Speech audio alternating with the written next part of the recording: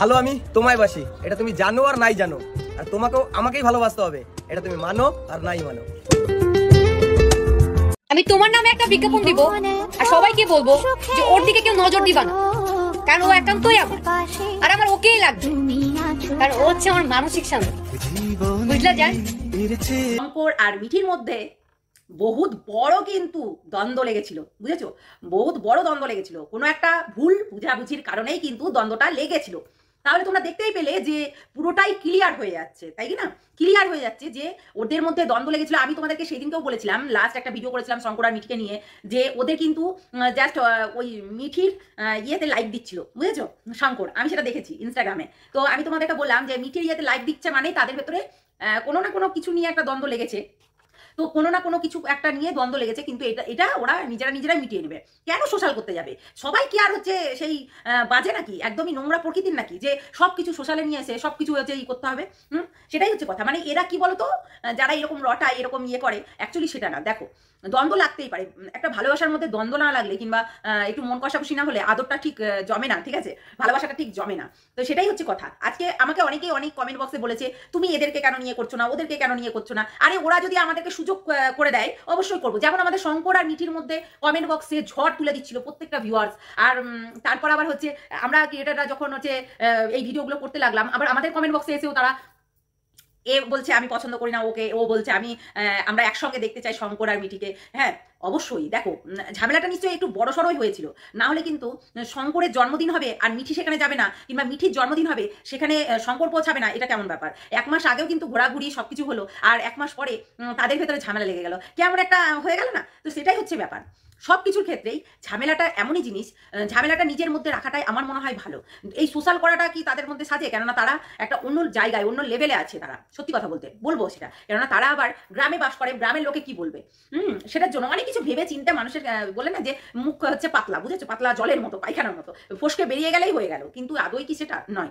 শঙ্কর অবশ্যই তার একটা বুদ্ধিমান এবং যথেষ্ট বুদ্ধিমান ছেলে, যে কি করে হ্যান্ডেল করলে কি করতে হবে সেটা সবাই জানে। এবার ভালোবাসাতে দেখো, একটা কথা বলি তোমাদেরকে, সেটা হচ্ছে দ্বন্দ্ব লাগতেই পারে, ভালোবাসাটা মানে মেনটেন করার দায়িত্ব কিন্তু ছেলেদেরই বেশি পড়ে, মেয়েদেরও পড়ে, কিন্তু উভয়ের মধ্যেই পড়ে, না হলে কিন্তু সেই অ্যাডজাস্টমেন্টটা হবে না, সোজা কথা।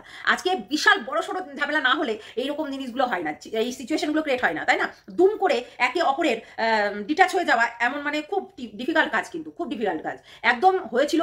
সবার ধারণাটাই সত্যি হয়েছে, কিন্তু যাই বলো তাই বলো, সবার ধারণাটা কিন্তু সত্যি হয়েছে যে ওদের মধ্যে দ্বন্দ্ব লেগেছে, ওদের মধ্যে ঝামেলা লেগেছে, ওদের মধ্যে কিছু তো একটা হয়েছে যার জন্য ওদের হচ্ছে সম্পর্ক নষ্ট হয়ে গেছে। হ্যাঁ, হয়েছিল, না হলে কিন্তু এত বড় দেখো প্রত্যেকের জন্মদিনে ওরা এত সুন্দরভাবে, মানে দুটো ফ্যামিলি, দুটো পরিবার এত সুন্দরভাবে নিজেদের হচ্ছে গেট টুগেদারগুলো প্রেজেন্ট করে সবার সামনে, এইগুলো কিন্তু কেউ মেনে নিতে পারছিল না। একদম সঠিক, প্রত্যেকটা ভিউয়ার্স কিন্তু ভালো করে দেখে এবং তারা ইনস্টা ফলো করে, তারা হচ্ছে ফেসবুক ফলো করে, তারা ইউটিউব ফলো করে, যেহেতু সেখানে সোশ্যাল মিডিয়ার সঙ্গে যুক্ত থাকলে সবাই সবকিছু কিন্তু জেনেই যায় প্রায়।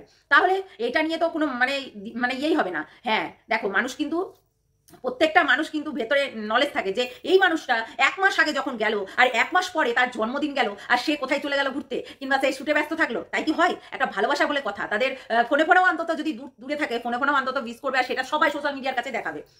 এটা না দেখাতে পারে, এই ঝামেলাগুলো না দেখাতে পারে, কিন্তু সোশ্যাল মিডিয়ার কাছে এগুলো সবকিছু দেখায় তো, তোমরা দেখেছো তো। তাহলে এটাই হচ্ছে কথা, যে ওর সঙ্গে কথা বলে আমাকে মানে দূরে আছে তবুও আমাকে জন্মদিনের শুভেচ্ছাটা জানালো দূর থেকেই, এটা তো হতেই পারে।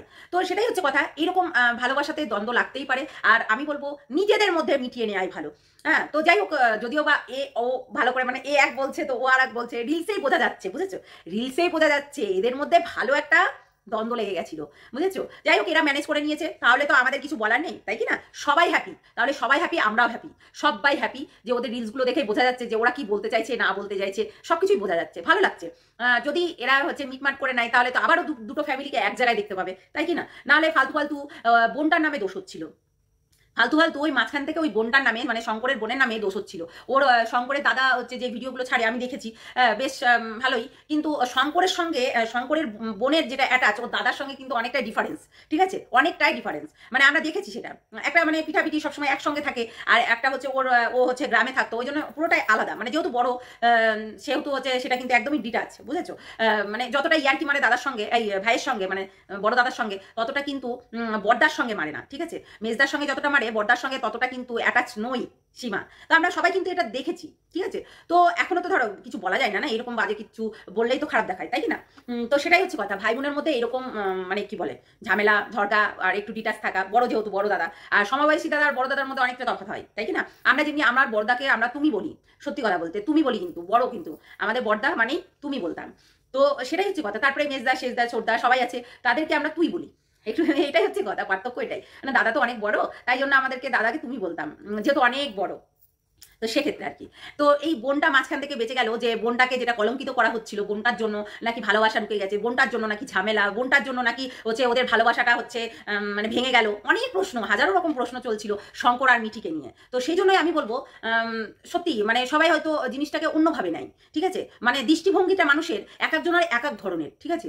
সেই জন্য মানুষ হয়তো ভাই বোনের সম্পর্কটাকে নিয়েও একদম কেচ্চা বার করে দিচ্ছে। সত্যি একটা ঘরে যদি দেওর থাকে তাকে নিয়েও বলে, যেমনি আমার দেওরকে নিয়েও বলে, আদার্সদেরকেও বলে, মানে লিমিট টাইম। মুখ বলা না, মুখ হচ্ছে পাতলা পায়খানার মতো, দুমদাম বলে দিলাম, দুমদাম করে ফেললাম, এইসব করতে থাকে।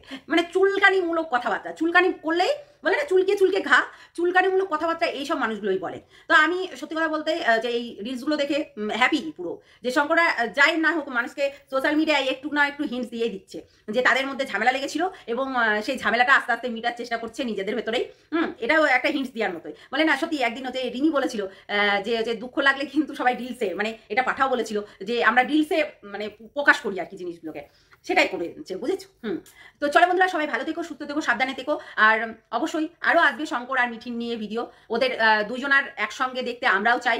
আবারও আগের মতো ফিরে আসো, আগের মতো আবারও হচ্ছে গেট টুগেদারগুলো দেখতে চাই। শঙ্করের সঙ্গে ঘুরতে যাও, আনন্দ করো, ফুর্তি করো। 1 জানুয়ারি আসছে, আরে হ্যাপি নিউ ইয়ার আসছে, তোমাদেরকে সারপ্রাইজ দিবে, বুঝেছো? তোমাদেরকে সারপ্রাইজ দিবে, ওই জন্য কিন্তু হচ্ছে ওরা এটা করছে, আমার মনে হয় যতটুকু। তো চলো টাটা, সবাই ভালো থেকো, সুস্থ থেকো, সাবধানে থেকো, টাটা।